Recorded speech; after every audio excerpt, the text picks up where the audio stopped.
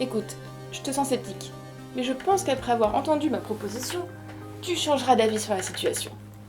Je t'ai préparé une petite vidéo récapitulative de mon business plan, histoire de te faciliter la compréhension, et je t'invite à la regarder pendant que j'entretiens mon hydratation.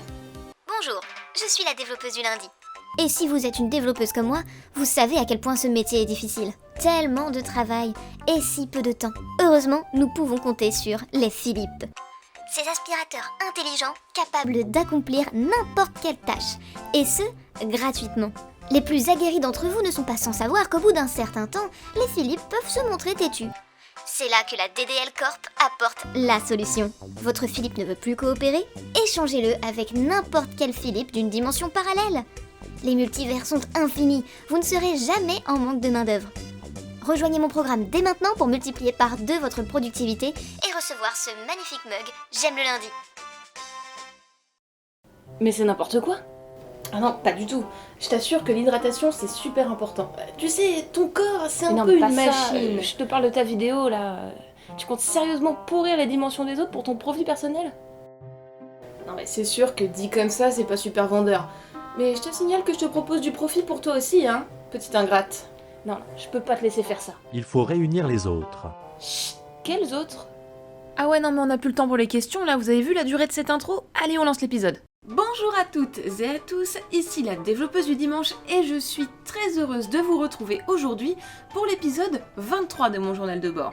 La dernière fois, on avait parlé monétisation, aujourd'hui on va repartir sur quelque chose d'un poil plus technique puisque j'ai quand même reçu pas mal de retours par rapport à la démo que je vous ai envoyée la dernière fois. Encore une fois, vous semblez satisfait dans l'ensemble de la tournure que prend le jeu, et moi, ça me fait super plaisir. Mais comme toujours, on a eu notre petit lot de bugs, et croyez-moi, on en a eu des bons. On va donc passer les plus importants en revue, et on va commencer par un petit bug tout doux mignon que je classerai de niveau 1.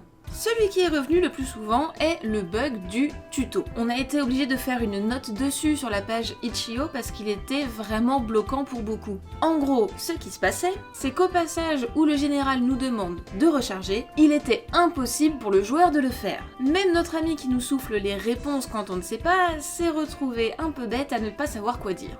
Bon alors on s'est rendu compte que le bug pouvait être réglé rapidement en allant dans les options de contrôle et en remettant les contrôles par défaut. Et après un peu d'investigation, on a compris d'où venait réellement le problème. C'était les sauvegardes des démos précédentes que les joueurs pouvaient avoir sur leur PC qui entraient en conflit avec les paramètres de cette démo actuelle. Du coup, on a mis en place ce qu'on appelle du versionning dans la langue de Molière.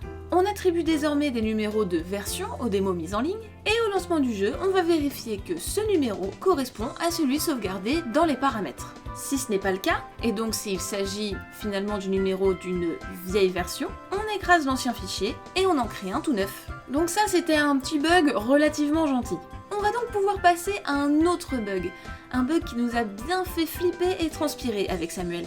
Là on est carrément sur du bug méchant de niveau 10, allez.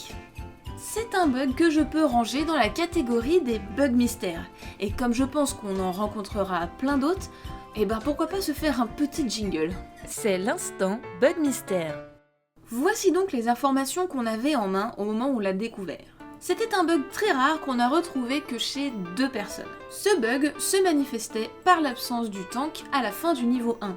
La caméra se calait pourtant bien et toute l'interface du boss, donc sa barre de vie et compagnie, s'affichait. Ce problème nous paraissait totalement impossible de prime abord, puisque le tank n'était pas un objet que l'on faisait spawner. Il était posé dans le niveau et était inactif par défaut. Il ne pouvait donc pas ne pas apparaître ou se déplacer en dehors de l'écran. Comme on n'arrivait pas à avancer, pour avoir un petit peu plus d'informations, Sam a décidé de mettre en place un système de log. C'est un fichier texte produit automatiquement par le jeu qui nous permet d'avoir des informations sur les différents paramètres qui varient pendant le niveau. Et d'ailleurs j'en profite pour dire un grand merci à Jordan qui a accepté de faire tourner la démo plus d'une fois pour nous aider à résoudre ce bug. Il nous a renvoyé les logs et tout, franchement c'était super sympa, c'est grâce à toi qu'on a pu s'en sortir. Et en inspectant ces logs donc, on s'est rendu compte que le tank était bien là, mais qu'il n'était pas du tout là où on l'attendait. Il était en fait vachement plus à droite de la scène, un peu paumé, loin, on n'a pas trop compris pourquoi il était arrivé là. Et Cerise de mystère sur le gâteau de l'incompréhension, c'était aussi le cas pour un bon nombre d'ennemis basiques. Après avoir enrichi le log, on se rend compte que le tank et les ennemis sont comme aspirés par une sorte de trou noir qui se trouverait à la toute extrémité à droite du niveau. Avec Samuel, nous étions dépités. Ça n'avait aucun sens. Je pense que les gens qui font du développement se disent souvent ça, le fameux « mais ça n'a aucun sens ». Spoiler alerte, en fait, oui. Donc on a erré un peu comme ça sans trop savoir quoi faire, jusqu'à ce que je propose une théorie qui a changé le game. Et si il ne se faisait pas aspirer, mais pousser vers la droite. En effet, les ennemis concernés semblaient tous s'agglutiner au bout d'un moment, ce qui soutenait la théorie. On a aussi remarqué que ce phénomène se passait à la moitié du niveau, à l'endroit où se situe l'arène. On a donc cherché s'il y avait des objets solides, donc avec une collision, qui se trouvaient dans le coin. Le seul objet solide qui était là, c'était l'innocente caisse, qui se trouve juste avant l'arène, celle qui est remplie d'items. On a donc inspecté cet objet, et on a finalement trouvé. Et c'est vraiment le bug le plus con qu'on ait jamais eu jusqu'à présent. En regardant de plus près, on s'est rendu compte que cette petite caisse portait sur elle le Behavior Platform de Construct 2. Pour expliquer rapidement, c'est une sorte de comportement tout fait qui était greffé à cette caisse, qui permet de jouer selon un gameplay de jeu plateforme. Donc, se déplacer et sauter. Et le truc fun avec le behavior de plateforme, c'est qu'il a des contrôles par défaut qui y sont assignés. C'est-à-dire que si vous jouez à la croix sur votre clavier, directement, juste avec le behavior platform, et ben votre objet va pouvoir se déplacer de gauche à droite, sauter, tout ce que vous voulez. Et on s'est rendu compte que le bug avait lieu chez des personnes qui jouaient au clavier et qui avaient remappé les touches pour ne pas jouer les déplacements avec ZQSD, mais avec les croix. Vous voyez là le truc qui est en train de se passer. Je vais donc vous faire une petite reconstitution, c'est-à-dire qu'on se trouvait dans le cas où, quand le joueur joue avec les croix et avance, la caisse avance, quand le joueur saute, la caisse saute, et comme vous pouvez le voir, à partir de la deuxième partie du niveau, eh ben la caisse entre en mode destruction totale et éjecte tout le monde dehors. Voilà, voilà. Le fameux bug mystère qui nous poursuit depuis des semaines, c'était juste ça. On va donc pouvoir passer au dernier bug, et non pas des moindres, puisque c'est ce bug qui a amené le sujet principal de cet épisode, dont on n'avait pas vraiment parlé jusqu'à présent. C'est un bug que je qualifierais de type « Ah !» Je vais même pouvoir vous faire une petite reconstitution de la façon dont j'en ai pris connaissance. Oh cool! Quelqu'un va streamer ma nouvelle démo aujourd'hui. Voyons voir ce que ça donne. Normalement, elle est beaucoup moins buggée que la précédente, ça devrait bien se passer. Je starte. Et là, tu vas dans le néant, tu vas dans les abysses. Ah! Évidemment, la première question que je me suis posée, c'était... Pourquoi? Puis, avec un peu de déduction, j'ai fini par comprendre. Le test a été fait sur un ordi assez vieux qui n'avait pas une mémoire graphique de foufou. Et je me suis rendu compte que les zones en noir correspondaient à des sprites très gros que j'avais placés sur le niveau. On avait donc affaire à un problème d'affichage dû à un manque d'optimisation graphique. Et je précise graphique dans notre cas puisqu'il y a vraiment deux types d'optimisation. Il y en a une qui est plutôt tournée vers la puissance de calcul, mais c'est pas ça qui nous intéresse, c'est vraiment la mémoire d'affichage. Au final, c'était rien de bien grave. Mais ça nous a forcé, avec Sam, à revoir nos méthodes de travail. Enfin, surtout les miennes, parce que c'est un peu beaucoup ma faute. Voire totalement ma faute en fait.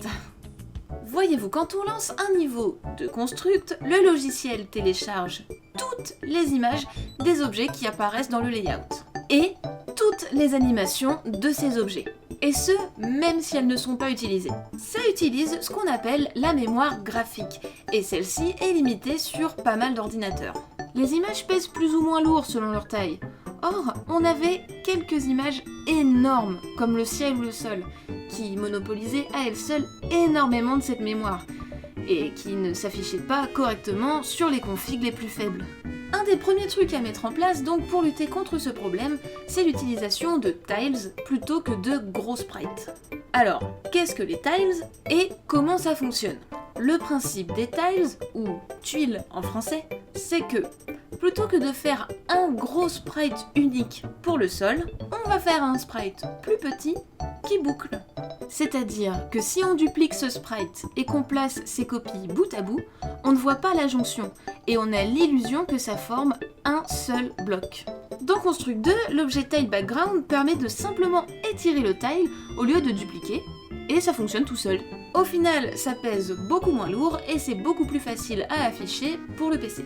En fait, ce qu'il faut comprendre, c'est qu'une image pèsera toujours le même poids, même si on l'étire énormément. L'important, c'est la taille de l'image d'origine. Deuxième truc à faire lorsque c'est possible, donc peut-être pas avec du pixel art parce que c'est pas vraiment conseillé, c'est de réutiliser le plus d'assets possible en les agrandissant, en les rétrécissant, en les tournant pour apporter de la variété. Par exemple, plutôt que d'exporter un gros caillou et un petit caillou, utiliser le même sprite permet d'économiser de la mémoire. En fait, une image pèse autant pour Construct qu'elle soit utilisée une fois ou 1000 dans un layout, donc autant en profiter. Troisième truc, essayez de réduire le nombre d'animations inutiles, car celles-ci sont quand même chargées par Construct 2. Par exemple, notre joueur comportait énormément d'animations pour s'adapter à l'arme que l'on porte. Ce sont les mêmes animations, mais multipliées par le nombre d'armes. Ce qui fait que le nombre d'animations inutiles était conséquent et amené à s'empirer avec le temps. On a donc retravaillé ce sprite pour l'optimiser. En fait, on a désormais un sprite différent par arme. Et au lancement d'un niveau, on charge le bon selon l'arme que le joueur a équipée. Ainsi, on économise toutes les autres animations. Et on a réussi à diviser le poids de certains niveaux par 2 en appliquant ces méthodes. On dirait une vieille pub pour des trucs amassissants. L'optimisation. Ça fonctionne. Et on en a eu la confirmation puisque ce bug est désormais corrigé chez les personnes concernées. Et c'est tout pour les avancées techniques depuis la dernière fois. Avant de se quitter définitivement, j'ai quelques petites annonces à vous faire. Je serai le 12 juin à Rouen pour une rencontre à l'occasion de l'exposition Gamer. On pourra discuter ensemble de la chaîne, de propaganda et d'autres choses liées au métier de game designer et développeur indépendant. Le 27 juin, j'aurai l'honneur de faire un TED Talk à Télécom Paris Tech. Alors je ne sais pas si au moment où cette vidéo sortira, il restera des places. Dans le doute, je vous mets toutes les infos en description. Et pour celles et ceux qui ne pourraient pas venir me voir sur place, ne vous inquiétez pas, il y aura un replay sur YouTube. Et enfin, le 9, 10 et 11 juillet, je serai à Arlon en compagnie de Nathalie pour animer un atelier de création de jeux vidéo ouvert aux débutants. Encore merci à vous pour les belles opportunités que vous m'offrez. On se retrouve très vite pour l'épisode 24. Et d'ici là, restez cool et à la prochaine. J'ai la mémoire qui flanche, je me souviens plus très bien de quelle couleur étaient ses yeux. Je crois pas qu'ils étaient bleus. Était-il vert, était-il gris, était-il vert de gris? Encore un grand merci aux tipeurs pour leur soutien. Si vous aussi vous voulez m'aider à financer Propaganda, je vous laisse le lien du Tipeee dans la description. Rien qu'1€, ça m'aide énormément. Et sinon, partager mon travail, c'est aussi un super coup de pouce. Allez, cette fois-ci j'y vais. À plus dans le bus. Pendant qu'on faisait la fête.